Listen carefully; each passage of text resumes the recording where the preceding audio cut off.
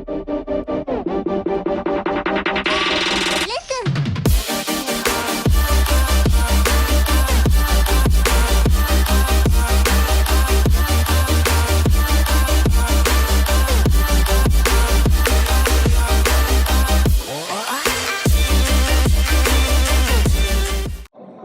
back to the Installer Show 2025, and here we are in BiKBBI Studio, where we continue the conversation on all things installation within our fabulous sector that we work in. I am joined by one of the movers and shakers here, in fact, the mover and shaker here at the Installer Show, David-Ventris-Field. David and I go back a few years now, mate. Yep. How are you, sir? Pretty good, yeah. I mean, it's a great studio. Thanks for inviting me in. Well, technically speaking, it's your studio, David, but thank you for letting us be here. Designed to your specifications. Oh, okay, well, very nice. We'll have that. But yeah, no, we have spoken for a few years. I think we were aspirational to make sure that we grew the kitchens and bathrooms part of InstallerSHOW. So what are you doing then? So tell us about your role in this show. Yeah, so my role is sales director, so that's kind of the job of making sure that we're filling the exhibition with exhibitors, and also curating it that we get the right sorts of exhibitors for how we want it to move forward. Important, right? Yeah, I mean, it's got to have a balance. We have a lot of multi-trade professionals that are coming to the event, and a lot of them have asked us for years, we want to see more bathrooms, we want to see more kitchens. So it's kind of incumbent on us to try and provide what the visitor wants, really. Yeah. I mean, certainly from my perspective, we've seen enormous growth over the last few years in particular. You sat down 3 years ago and we had a conversation and you said, we've got this vision to grow into that.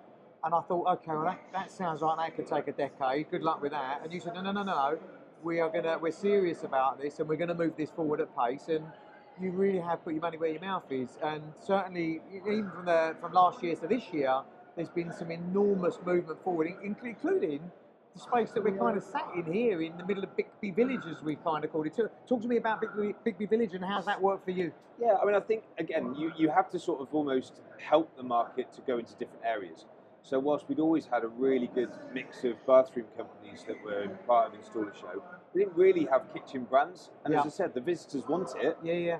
So we designed the BiKBBI Village concept as an idea of it gave an easier way for kitchen brands to dip the toe in the water. Just give it a go and join with you guys. We would help them with the build, we would help them in the way that they could try it. Yeah. And I'm pretty pleased with how it's turned out, to be honest. Yeah, we've had some really good feedback, I have to say. The people that that are surrounding us, and most of them, to be fair, are already stakeholders with us. It's been very, very good feedback, and they're certainly pleased with with how it's gone. And I can certainly see from this year, not only the number of people that are here, this place is heaving, but actually the type of people. You can see far more conversations on kitchens and bathrooms, and that's been.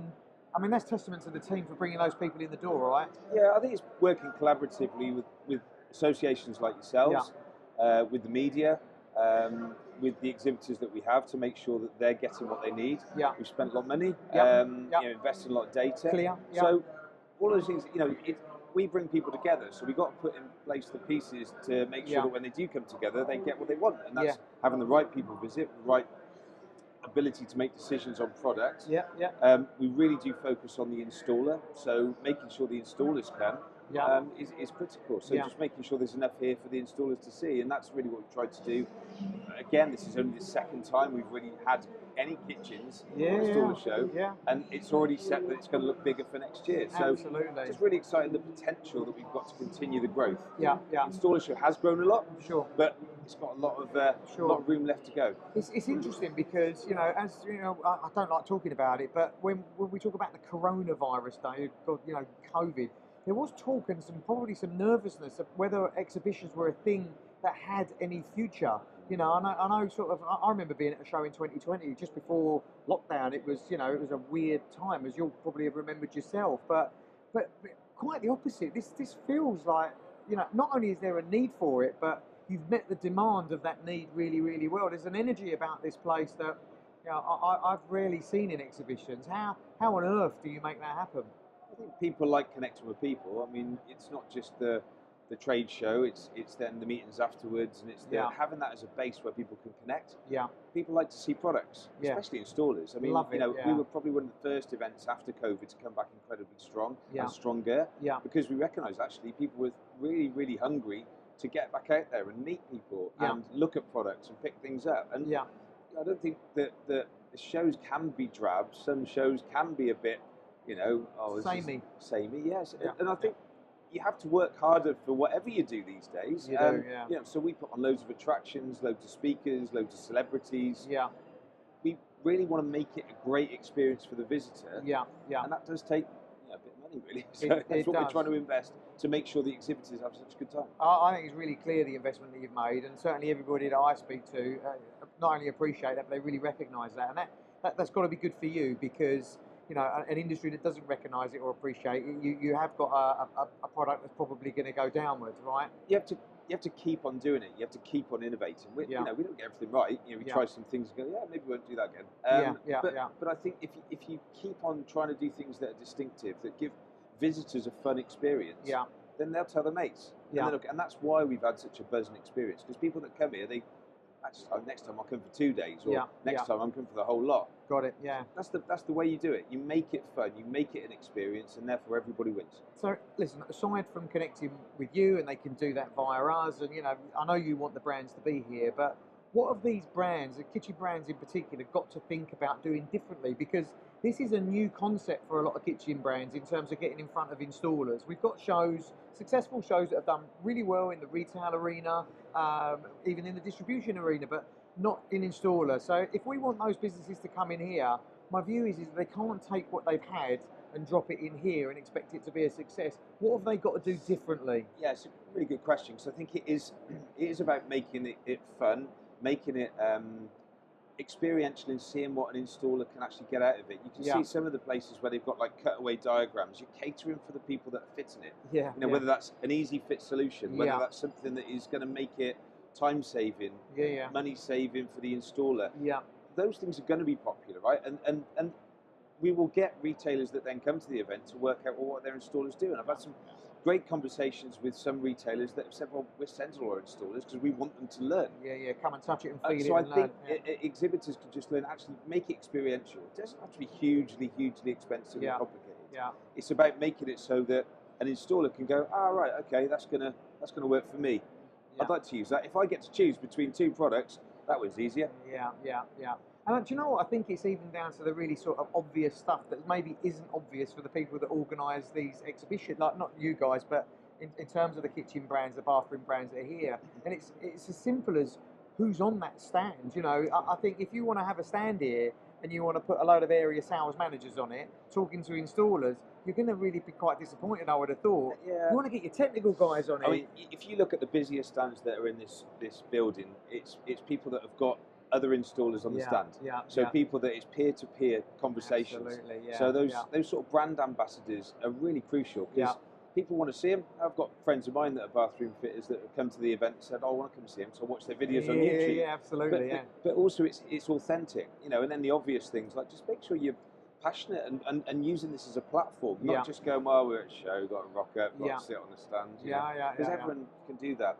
Think also about like what you can maybe have as an incentive. It's bloody competitive here. It is, a lot of people are giving good stuff away, or having offers, or so it's just giving it some thought. That's probably all I'd say. And do you know what, for me, I think the number one key, and is I say that not just from in an exhibition space, but understand your audience and what they want, and read the signs. We hear about skill shortages, we hear about time, time being something that a lot of these guys and girls haven't got. To think about, if you're coming to a show like this and you're spending the time and effort and being here, talk to the audience about how they can improve their time, talk to them about how they can, fit more in, essentially, and the fact that they won't have to come back time and time again because the product is, fit for purpose and, on time in full type job. That's what they want to hear. 100%. And the skill shortage is a really important one, because it's looking at how do we attract other installers into this industry as well. In some ways it's sort of missing the point if we say, well, I haven't seen us enough specialist there or particular that, because Yeah. a lot of the installers that are here are looking for other ways to make money as well. Of course They're looking for opportunities. So yes. you know, it could be a joiner that's thinking of actually I'm going to do some more bathrooms work. It could be an electrician that says, well, actually I also do a bit of this and I'd like to move a bit more into bathrooms. Yeah. A lot of general builders that want to do more in certain areas. So it's that multi-trade environment and actually catering for that and recognising that. And I think that's also important. Big question for you then. So this year feels like a huge success. I'm sure that will be validated when your numbers get released later on today. I don't think anyone's going to be disappointed with that. How on earth are you going to move it forward for next year? Because you can't just replicate. You know, we're not going to have a studio next year because we can't. We have to do something different. We have to move it forward. Yep. What are you going to do around it? And you've got a huge task now, you know that. We have, yeah, and it's already begun. We're already starting to think about it. We're already putting in place some plans. So there's exciting things afoot for next year. So I think it's yes, growth. Yes, looking at how we continue this multi-trade approach. So offering more of the things that maybe we've just started out. And kitchens being a really good important part of that. Bathrooms an important part of that.